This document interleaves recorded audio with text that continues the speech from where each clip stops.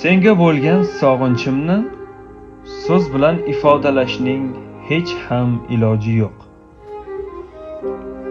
Sevgilim, har bir kunim, har bir lahzam seni eslash bilan o'tadi. Ko'zlarim seni izlaydi. Yuragim esa faqat sening ismingni takrorlaydi. Masofalar tanamizni ajratishi mumkin, ammo qalbim seni bir soniya ham tark etmaydi.